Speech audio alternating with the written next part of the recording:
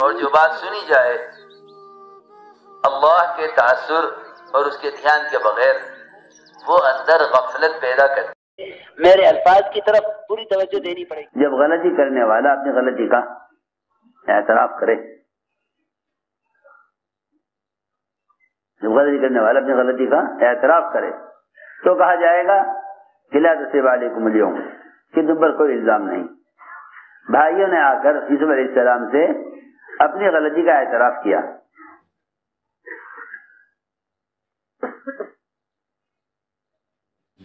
اپنی غلطی کا اعتراف کیا، یوسف علیہ السلام نے معاف کر دیا۔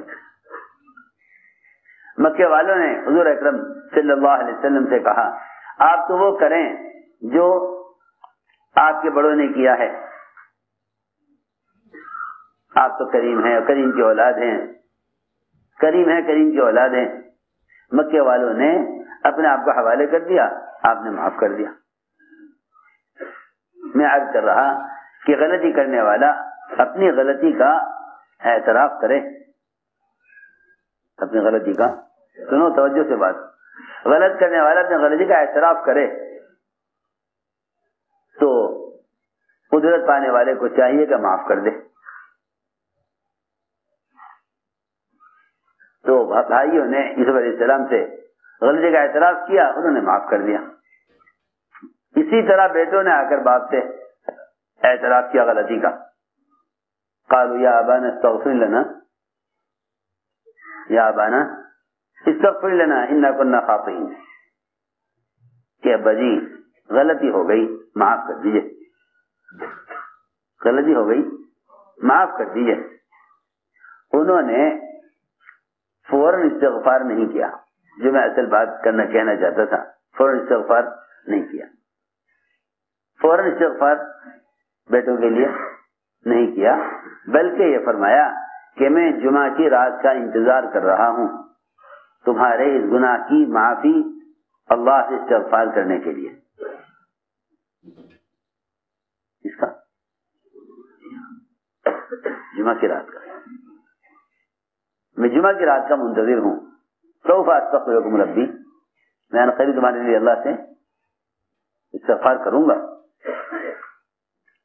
کیونکہ جب آدمی غلطی کرتا ہے تو اس کے ذمے دو جگہ معافی مانگنا ہوتا ہے، ایک مخلوق سے، دوسرے خالق سے، مخلوق سے اور خالق سے، دونوں توجہ سے، مخلوق اور خالق دونوں سے معافی کا تعلق ہوتا ہے۔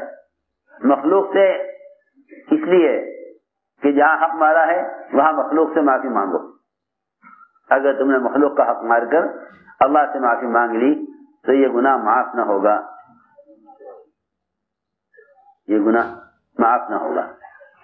اگر تم نے مخلوق سے کو ستا کر اللہ سے معافی مانگ لی تو یہ گناہ معاف نہ ہوگا۔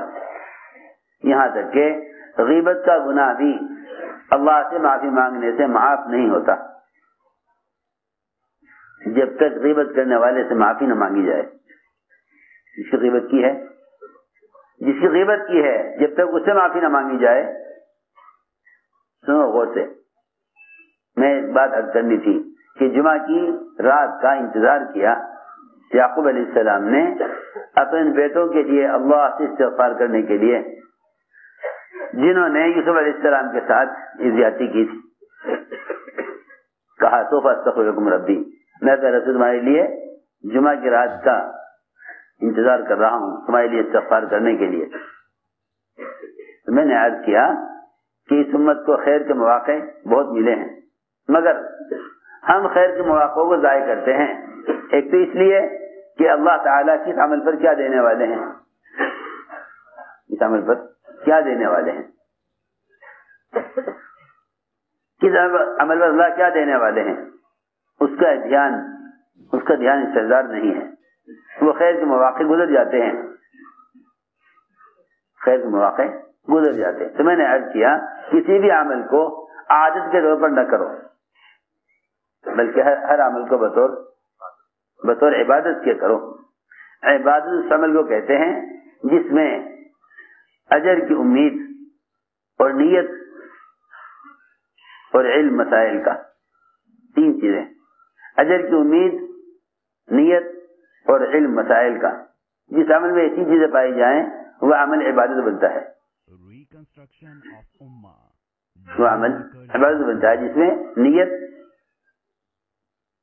اور وعدوں کا یقین یعنی فضائل، اور تیسرے علم مسائل کا. جس عمل میں ایسی چیزیں پائی جاتی ہیں وہ عمل عبادت بن جاتا ہے. وہ عمل عبادت بن جاتا ہے.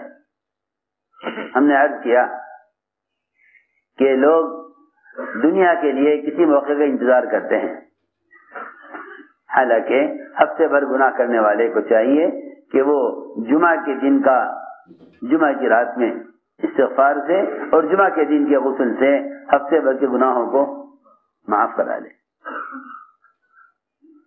لوگ اپنے کپڑے صاف رکھتے ہیں، اپنے بدن کو صاف رکھتے ہیں، لیکن اللہ اکبر گناہ کی ظلمتوں سے، گناہوں کے اثرات سے، جن ہفتے بھر کے گناہوں کے اثرات کا لوگوں کو، حالانکہ آپ اندازہ کریں جب ایک آدمی جھوٹ بولتا ہے تو فرشتہ اس کے جھوٹ کی بدبو سے دور چلا جاتا ہے.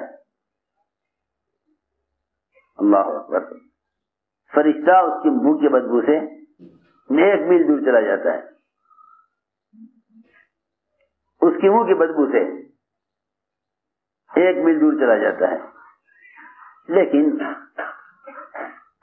منکرات کرتے کرتے کرتے کرتے آدمی کے اندر سے اس طرح گناہوں کی بدبو کا احساس ختم ہو جاتا ہے، جس طرح ان بھنگیوں کے گندگی کو اٹھاتے اٹھاتے ان کے اندر سے بدبو کا احساس ختم ہو جاتا ہے.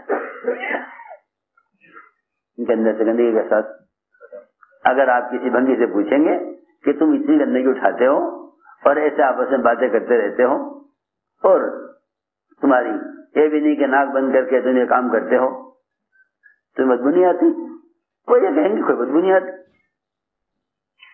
اس لیے کہ گندگی کے اٹھاتے اٹھاتے اس کی بدبو کی طبیعت اتنی عادی ہو گئی کہ بنا اس کی بدبو کا احساس نہیں ہے. سنو غور سے بات.